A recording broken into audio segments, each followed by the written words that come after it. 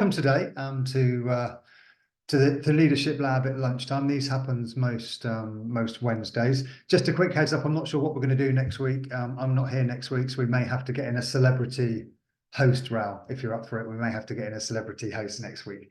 But the notion of this Leadership Lab was to bring people together to discuss leadership and learn from and with each other, get some insights and information about leadership. And then we've got under that is a specific sort of set of topics, which let's just have a look, which we'll do on the screen's frozen. What a joy. Is a set of topics on the left-hand side there. As you can see, we've done the first few. Last week was around leader as coach rather than leader as expert. So how can we have those coaching conversations to develop others? And out of that comes then today we'll talk about teams and teamwork. And when I looked at teams and teamwork for this, I thought this was going to be really easy. I thought it was going to be a nice, short, punchy session. And I ended up writing it, and I thought I'd probably got 2 or 3 days worth of notes here, because you suddenly realise how important it is. And we put up a survey beginning of the week just to say, listen, is teams still relevant, or the importance of teams still important in this day and age to get things done? And we had 97 of the response, 97%. Said yes, teams. Yeah, it was basically yes, no, or something else, just so you know what the options were.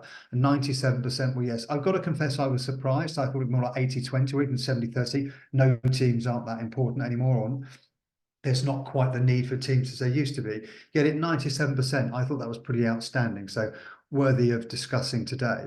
And with that in mind, I wonder if somebody would just like to unmute and come on and just tell us, what is their definition of team?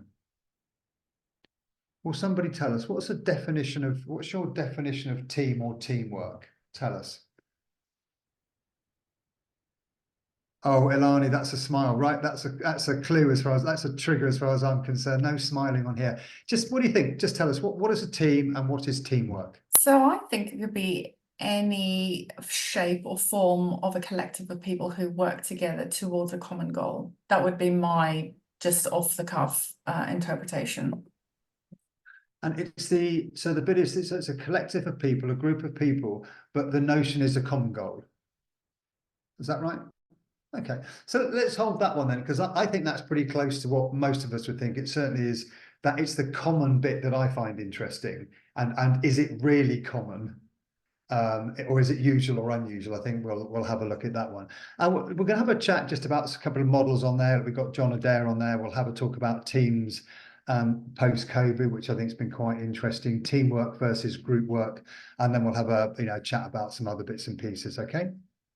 So the first thing I thought I'd just offer up is the importance of leaders to kind of get to grips with or get their head round this notion of teams and teamwork. Because if we think about leading business change, which is a lot of what drives my work, how can we lead better business change? And we're not particularly good at leading change in this country. How can we, how is it like a superhero skill? Leading business change as a superhero skill for leaders. And of course, one of the things that changes most often is the teams. Your team changes. You get new people in, people leave. That's a pretty obvious change. Or maybe you merge teams. But then you've got within the team or the team dynamics, people have good days and not so good days. People are on a high, people are on a low. And so you're constantly managing these dynamics. Some of them are smaller shifts or impacts. Others are significant. I was working with a team the other day, a team of about, I can't remember, 10 or 11. And in recent weeks, 3 people had left and 2 new people had joined. They didn't consider that a change. Or I should say, the leader didn't consider that a change. When you spoke to individuals, for some, it was a massive change. Indeed, it was a shock. It was a loss. Friends, colleagues, people they'd relied upon had left the team, and in came new people they didn't know. They didn't have that trust, commitment, understanding, connection, relationship. So there was a sense of loss, almost like a Kubler-Ross change curve. I've lost my colleague, I've lost my friend, I've lost that person I can trust. Now I've got to try something new and come up the other side of the curve. John Adair, I think, would be 90 this year. So this model's pretty old, but just a quick one. You can look this up. It's not mine. John Adair model. He talks about team, task, individual, and the needs of the team, the needs of the individual, and the needs of the task. And what he talks about is balancing these. At any one time, a leader is trying to balance the need of the task, getting the task done. Is it well resourced, organized, planned, and so on? Yeah. What does the team need? How do we invest in the team, look after the team? And then individuals, what are their needs? And he's saying this is constantly shifting, almost moment to moment, but we just need to pay attention to it. So I guess my question would be, if you imagine this is how you invest, this is how you pay attention. What he's saying is if the three circles are the same size, you know, it's in balance, yeah, you're spending the same amount of time or resources on each. But let me ask, if we were to focus all our time on the task, it was all about the resource, all our conversations was about the task, the goal, delivery. A genuine question, what do you think it might feel like to work in that team if it was all about the task? I'd imagine it'd be pretty, pretty domineering, pretty difficult to work under those sort of conditions if that's all they think about. Yeah. I might be trying to rail the other way. Imagine we said, listen, don't worry about the task. It's all about the individual. Okay, no, you do what you like when you like. Rail, what might that feel like? Chaotic, without control, everyone going their own direction. And as a business owner, possibly going bust. I don't know. Just throwing it out there. Go bonkers. Okay, so we just know there's a balance, and that was perhaps just a low-level way of introducing this. There is a balance. We do need to pay attention to it. This is what I think happened during COVID. Businesses, rightly or wrongly, went, wow, the task is to send people home. The task is to reshape the business. The task is to keep going through COVID. Yeah. Individuals have to go home. We have to look after their well-being. It's all about the individuals. We must, the weight is on, must be well-being, care. We must be seen to care, but somehow we've got to try and keep the business going. And so the thing that didn't get attention and probably hasn't done for the last couple of years is team. We don't necessarily get together. Now we use Slack. We've got lots of online, platforms, Slack just being one. Other platforms, other platforms are available. We're on one today. They are useful to a degree, but the actual time invested in team, I think, is quite an interesting one. Just having had a look at that, does anybody have a view? Do you think that's right? Do you think it's wrong? Perhaps a different question. What's it like in your business at the moment where you're working? Where's your focus? I'd really like to hear what people think. Do you want me to go first then, given that I spoke? Yeah, Ilana, yes, please. That'd be great. Yeah. So I think this is definitely representative of the post-COVID or post-pandemic. And I think as organizations, we are struggling. So we're focusing a lot. We're doing lots of sessions and town halls and whatever on collaboration. I think lots of people feel that teams can work well over virtual platforms, etc. However, when there's a really tough task, something's not going well in the organization, it is so much easier when you have a direct relationship, a face-to-face relationship with someone to hash it out without going around the houses.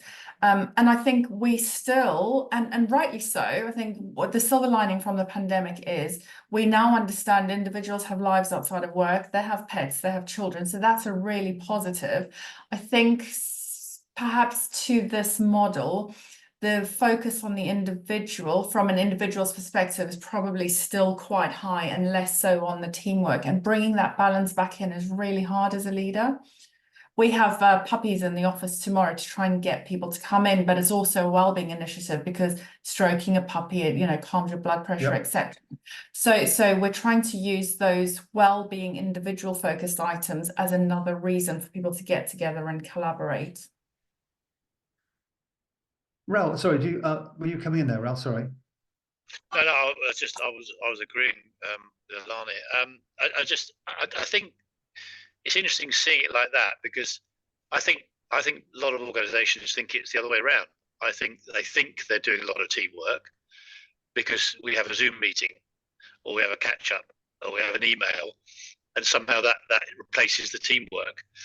And I think we all thought we were being great during COVID by doing teamwork, but actually all it meant was just talking to someone on Zoom and saying, "Are you okay?" And it wasn't what it wasn't driving the business forward. Teamwork, it was a different form of teamwork. That's interesting. So Yeah.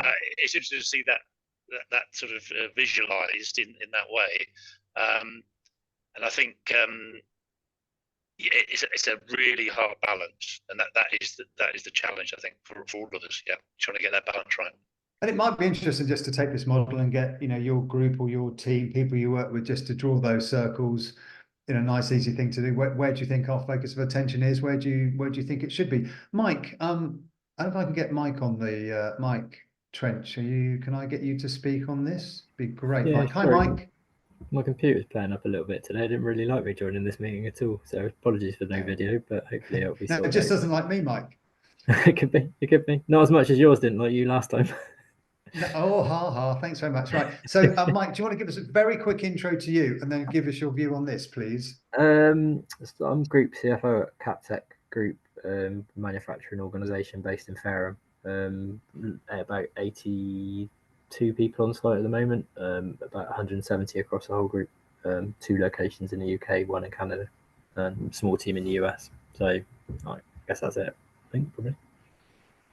Thank you. So, Mike, what's your view on teamwork in this Sonadair model?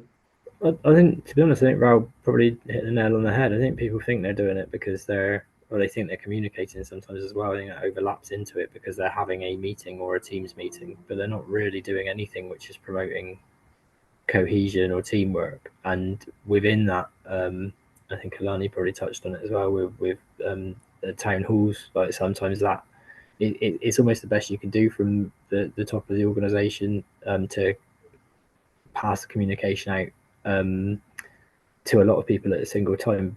But certainly the ones we do here, they just don't seem remotely effective in terms of engendering either a two-way conversation or building any sort of sense of everybody working towards the same thing. So it's, and I think teams also in this place as well, like you might as well be talking about functions.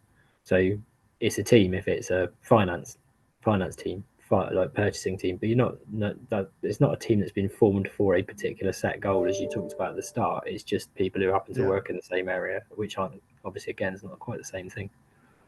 No, Mike, that's I think that's interesting between function and team, and we're going to have a quick chat about that in a minute. But I think that's really interesting, and maybe we'll get a chance to kind of come back to that. But I think that's fascinating. Is it just a function, just a group of people doing things, or is it actually a team?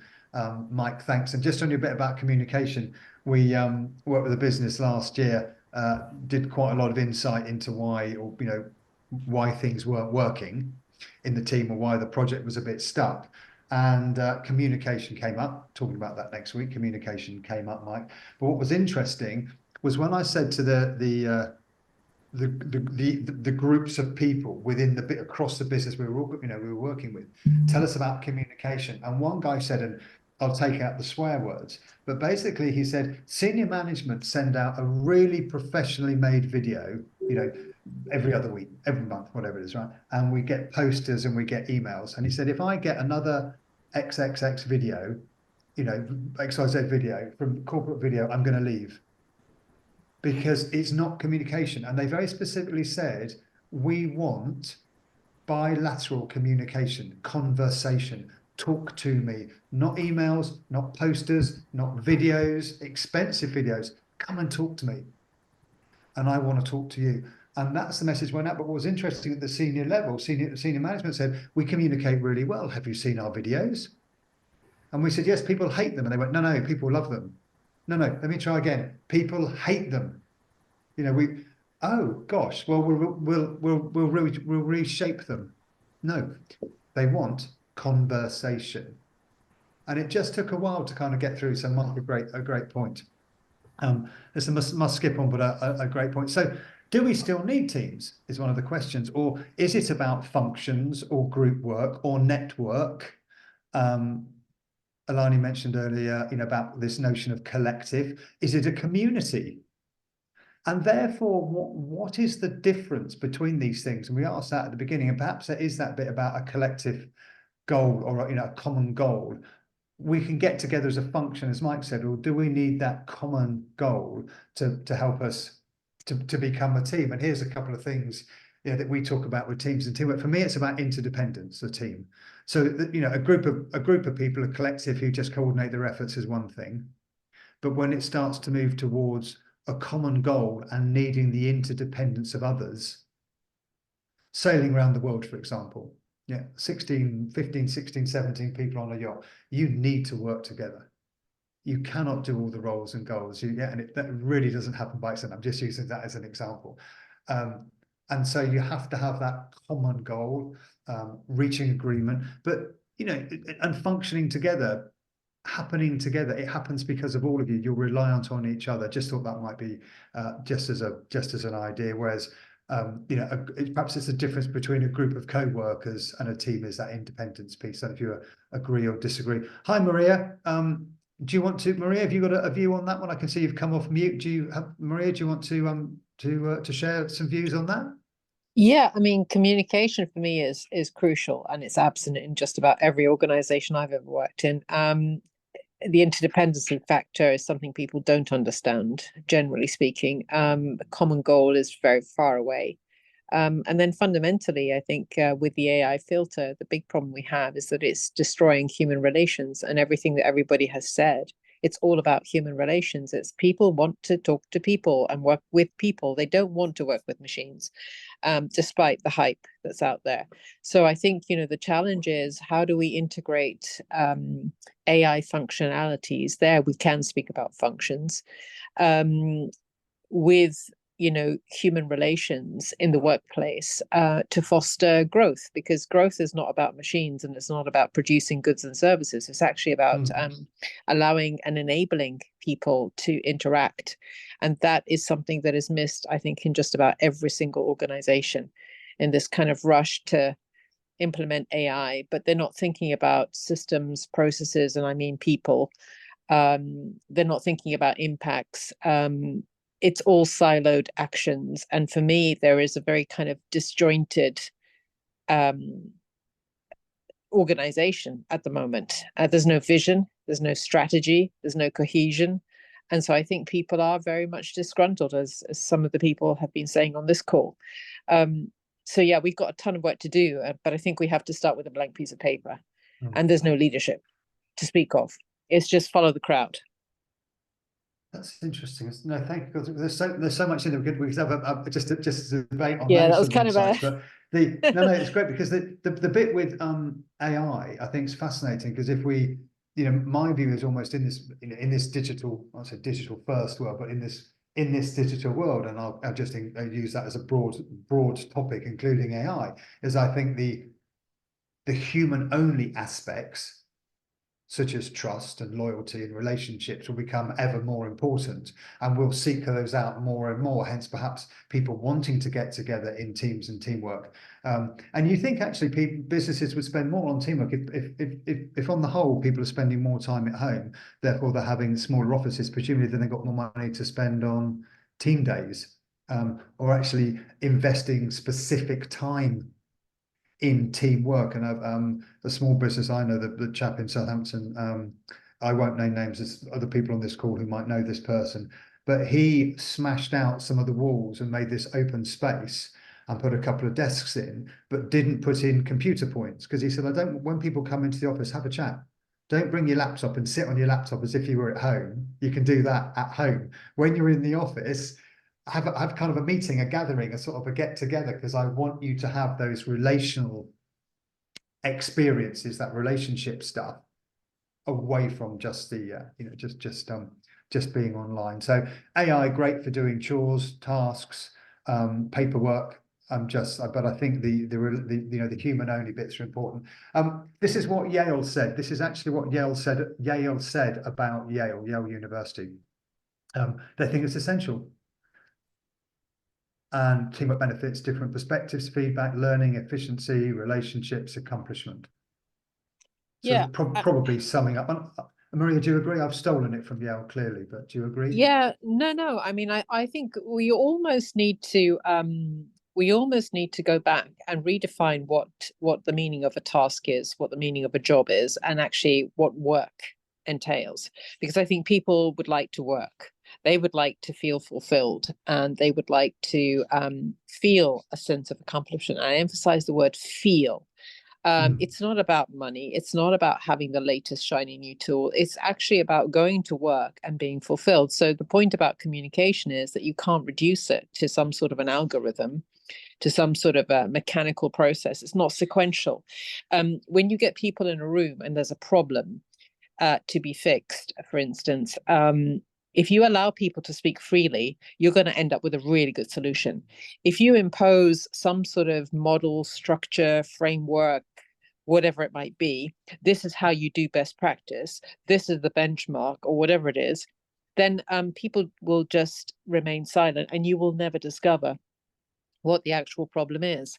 So if you are going to do leadership development, or you're going to do some sort of team development, you have to understand what communication means. And I think that that's really missing in many organizations. And the larger they get, the worse it becomes. So your example of earlier, oh, we've got this great video, we communicate really well. I mean, that just wraps up everything that we're discussing now. What we need is for people to feel free to speak, feel free to express their concerns. And that's really, really important. And it's always missed. And so then that brings me to my final point, which is that human contributions to the enterprise are undervalued massively, and all of the investment is going into CapEx. And by CapEx, I mean algorithms. And that's really silly because they don't work for human relations or human systems and the complexities therein. So I think we need to put things into perspective. You know, we need technology, but it is a tool, it is a support, it is not a substitution or a replacement for human beings. Thank you. And there's a well-known, very well-known chap, Shane McConnell, who's written a whole bunch of books, and one of his things is it's people who drive a business forward, slow it down, or put it in reverse. So just no matter how much tech you have, if a human decides not to turn the tech on, or sabotage the tech, or make life difficult for other people, it's amazing how much time gets wasted in those human. In the human interaction. So it's still us who make a business successful. And there's very few businesses, if at all, that survive without humans or without teamwork. But I thought I'd just make a couple of points here, just thought might be interesting. We know that when teams work, it's fantastic. And of course, we hear a lot about sports. If anybody talks about teams, and I run lots and lots of team programs, or have over 20 years, gosh, I wouldn't even like to guess how many I've run. But when you say, give me an example of a top team, an outstanding team, usually sports teams come first. And then you might get some music teams, and then you'll get people like the Red Arrows. And then we'll start to get into the business teams. But it's often harder, perhaps because we don't know much about other teams and what really is a good team. We don't know how successful they really are. People might say Amazon is a great team, but they haven't worked there. So to some degree, it's fantasy, whereas you can watch a sports team win or lose on a Saturday afternoon. But nonetheless, this notion of teams is important, and we hold high-performing teams somewhat on a pedestal, and many people try and model them and talk about them. But what then can be quite interesting is you get somebody like J. Richard Hackman here, who I just was looking at, he talks about why teams don't work and that they constantly underperform. But what I think is quite interesting is, I'm not sure, by the way, for record, I don't agree with everything that he writes or says. But the point is quite interesting, is it tends not to work around things like cooperation, coordination, motivation, and so on. The CIPD had a figure some years ago. It is very out of date. It talks about, but I still use it as a conversational piece. 25% of a manager's time is wasted to unwarranted conflict, misunderstanding, personality clashes, and so on in their teams. Okay, I've said that at conferences and been told it's absolute rubbish. It's at least 40%. Okay, and my point is I don't know, but the number is significant. Now, if you've got 10 managers on 40,000 quid or 50,000 quid a year, £500,000 worth of salaries, if they're wasting 25% of their time, that's 125,000 quid that could be used somewhere else, right? Or could be, yeah. But of course, they're not just wasting their time, they're wasting other people's time, and that could be missed opportunities. So in fact, the cost might be significantly higher, but we know we can try and put a number on it. So we know if we get this stuff right, we save money, we save very real money, but it also goes back to the motivation piece. Because if my resource, if my energy is being used usefully, perhaps as Maria was saying, meaningfully, then I feel much better and I like to do more of it anyway, perhaps rather than getting caught up in stuff that isn't quite so useful. So just think of the maths on that. It's not great, Alani, that the maths might appeal to you, Mike, certainly. But, you know, if you get the stuff right, it's worth it. And yet businesses often won't spend money on it. They just want to spend a couple of quid. I spoke to a client the other week and I said, they wanted some team stuff or some time together. I said, when was the last time you've done it? And the leader or the manager said, well, I've been here 2 years and we've never done anything. 2 years and they've never done anything. 2 years. So just think about we just want the task done. Back to John Adair's piece, back to Maria's piece. It's, often it's just about the task. But let me just tell you a very quick story. I'm just working with a football club at the moment. They may or may not have been Premier League. They may or may not have just gone back up to the Premier League. I can't say. But let me just give you some these are loose numbers. Okay. I use this football team as an example because they have the high performing sports team that we see on television, but the vast majority of people are in the business side of the club. Yeah. The football players, I'm just reading minutes, the football players spend between 20 to 30 hours a week training together for a 2-hour game on a Saturday. These are rough, yeah? 20 hours, about 4 hours a day, some days it's 6 hours, including other work they do. That is training for the task. That's not doing the task. The task is a 2-hour game on a Saturday. So between 10 to 15 times ratio, yeah, between the number of task hours and the prep hours. It's 10 to 15 times greater. When we looked at the business side and their investment in teamwork, team building, in the business side, it's less than 3%. So, 1 day in 30, 40 or 50 days, that's the sort of the number of hours. And yet the football team is 10 to 15 times greater. I don't want to do the maths. 30. Mike, can you say, Mike will tell me the ratio, I'm sure. But, within the business team, it's less than 3% of their time. And within the football team, it's what's that? 1,000 to 1,500, percent. I mean, there you go. Now, I'm not saying we can all be football teams or sports teams, but it just gives you an idea. We just really do need to invest in our teams and teamwork to give them half a chance, and yet very often it's the things that will get taken out. We haven't got time for that team meeting. We haven't got time for that problem solving session. We haven't got time to get creative or innovative, and really it's bonkers. I thought I'd just introduce, if I may, some of you I'm sure will have seen it. I've pinched Patrick Lencioni's model, 5 dysfunctions of a team.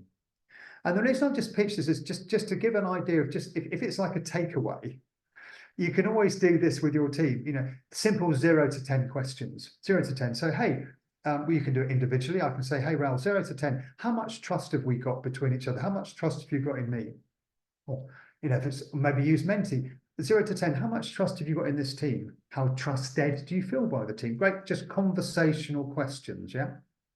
And just get some numbers. And you could agree with the team, actually, we want to be, as a team, we want to be scoring 8 out of 10. For trust, I don't know. And currently we've got 5, 6, 7, 8s, 9s. Yeah, I did this with somebody the other week. Not everybody needs a 9 or a 10. Some are quite happy with a lower score, but we need to understand it. And that's where the conversation bits comes in. Of course, some of you will be thinking, well, how do we create enough trust to have that open conversation about trust? Hey, that's for another day, but yes. Now have a look at conflict, fear of conflict. I've got some numbers for you just to give an idea, because people often think in business they have difficult conversations and they manage conflict well. Stats say we don't. There was an interesting survey done. It's a few years old now, but it said 70% of managers are completely unable to have difficult conversations effectively. Completely unable. 20% try and have difficult conversations by shouting. Let's call that 90%. So 90% are not having them effectively. That leaves 10% that probably are. And I suspect that's a generous 10%. Yeah. But as we're not good at this, but if you pay attention to it, even if you start having slightly better quality conversations around conflict, misunderstanding, or expectations, the difference is enormous. Yeah. But you probably have to have them in a safe environment. And of course, that impacts on the trust and then raises things like commitment. So again, 0 to 10, you could just ask the team, how committed are you? How committed do you feel? How committed do you think the team is? How? Just ask questions.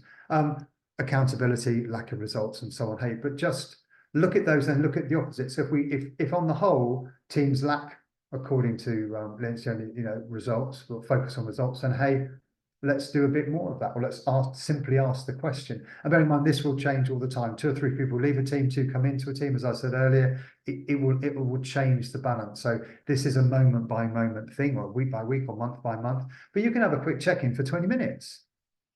This doesn't have to be hours, just 20 minutes of people just having conversations around. And I'm just offering you this as a very simple kind of model, just to use. They are out there. Now, if we go back to Adair's model, just thinking about team, task, individual. If you think about that model, and sort of roughly think about placing this model, and sort of pushing those 2 models together. So the task is in there, it's covered, because we've got to be thinking about results. There's the team in there, think around commitment. We've got individual commitment, we've got team commitment. We've got the relationships. We've got having the difficult conversations. So there's a skill level in there. But one thing's for sure, if you develop things like feedback within the team, makes a massive difference. One guy I worked with, gosh, I can't think how many years ago it was now. He said the response was, the best team building program I've been on at the bank in 18 years. All we did was to be fair, a facilitated round of giving and receiving feedback. He said, best team building activity I've done in 18 years. So that's what he got out of it. But feedback does that sort of thing. So there's practical things that we can do that impact on this. And of course, if we're giving feedback, that promotes the individual, is interested in them, invests in them, promotes them. And then also the task will inevitably be improved too, because performance, productivity, because we're having those conversations about things that matter. For some of you who've been on calls before, you know that I have a model called Exact, a 5-step process to help customers and clients and businesses move from here to there more efficiently and effectively. And I'm just going to run through it quickly with you as a big customer last year. Envision the future. So we looked at this from the business perspective, from a change perspective. So what does this change or project look like in the future? What will it be doing? Who will it be serving? How will it be helping the community? Step 2, where are we starting from then? How big is this journey? How big's the gap? Yeah, are we running a short race? Are we running a long race? We agreed that. So now we have a plan. Step 3 then is, what are the hurdles that might slow or derail this plan or this strategy or this project? In this case, a couple £100 million. And therefore, what do we need to pay attention to tip the balance of success in our favor? Now, interestingly, in this part, what came out from a number of hurdles of the 47, 48 hurdles that came out, half a dozen were about teams and teamwork. And therefore, in step 4, cognition, what knowledge do we have? What do we need to develop in order to help us? Well, teams and teamwork. There's a lot of knowledge in teams. We can't access that knowledge because we haven't got the teamwork. I think Maria was talking about collaboration. Ilani mentioned the collective value of a team. We can't access it because we don't have the team culture required. Okay. We then took this back as more of a conversational piece rather than research to say, as a team then, imagine doing it with Mike's team or Raoul's team, hey, as a team, how do we want to be operating in the future to best deliver this? What does the future of this team look like? Who will we be helping? How will we be working together? Where's the starting point? How are we getting on now? If we want to be scoring 8 out of 10, what are we scoring now? 5 out of 10. Okay, so what gaps do we need to close? What might stop us being a great team? Step 3. And therefore, what help do we need as a team? So making it really simple for people, have something that they can follow, and notice all the time I'm making them work. If they tell you what they want, if it's their ideas, they are much more likely to live it and deliver it. If it's just a top-down, hey, this is the way to do teams, very unlikely to succeed. But also remember, teams are different. They have their own, even when they're business, they're still different. Different people in them at different times doing different projects. These are live organisms. They have emotions, as do we. So you've got to pay attention to this stuff. Yeah. and we run a program. This is the program I've run for many years. The bit I wanted to draw your attention to, if it's okay, is to say, look, this is what we suggest people do. And it's, if you like, if this is a takeaway, is we talk about designing, building, and maintaining. A lot of people just talk about teamwork. How do we replicate teamwork, or how do we model a top team like a football team or rugby team, or an orchestra? But actually, you have to design a team to do what you need it to do, what the business needs it to do. And that won't be the same as other people. So you design it, then you have to build it to do what it needs to do at that time. And then you have to maintain it. And they are three quite separate pieces. So that's what we work through with people. Design it, build it, maintain it. You might do that quickly. It might take other teams longer. And of course, once you've got it, you then, in that maintenance piece is also the tweaking piece, because you'll have a redesign and then, a rebuild. Maybe people leave, or you merge and you have to start again. But the design bit, I don't think people take this part, or businesses take this part seriously enough. It's, here's your team, get on with it.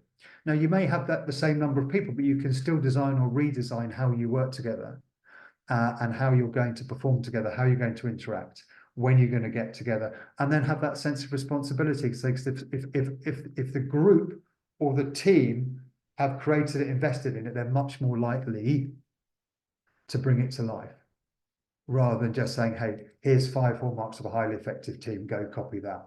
Okay, great.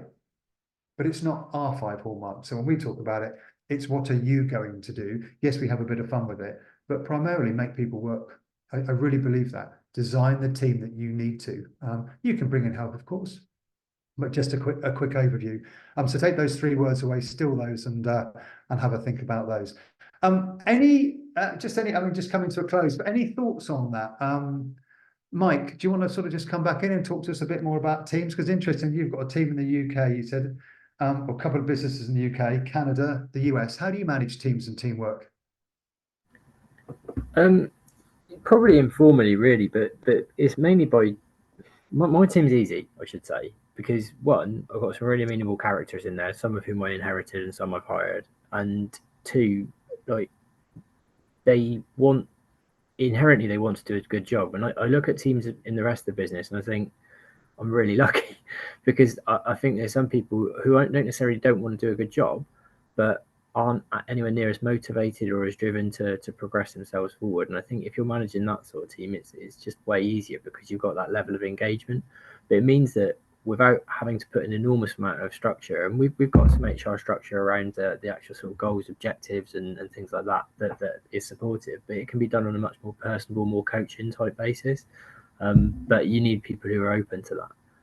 And when you have that, then you can build trust. So if they need to go early on a Friday, they go early, and all those sorts of things. It just becomes so much easier when you've got a two-way engagement. And I've obviously had times in my career where I've managed people who were nowhere near as willing, I think, probably to say that, and you have to go down a completely different performance management structured route, which is way less pleasant for everybody involved. But it does have to come from both ends, I think. Thank you. Thanks, Mike. Alani, do you want to jump in on that one? How do you get people to kind of roll their sleeves up, be more motivated in this day and age? It's difficult. And actually, I have a session booked in with my direct reports. So I have 3. And then, so my world is overall 132 people, 3 of my direct reports, and then we have a layer, beneath, and then we have the teams. And my approach to this team building really next week is managing high performing teams, which I see you've got a course on it, and I've made prolific notes throughout this, because you're right, it's about the people need to be there, they need to be willing, they need to feel important, they need to feel seen and heard.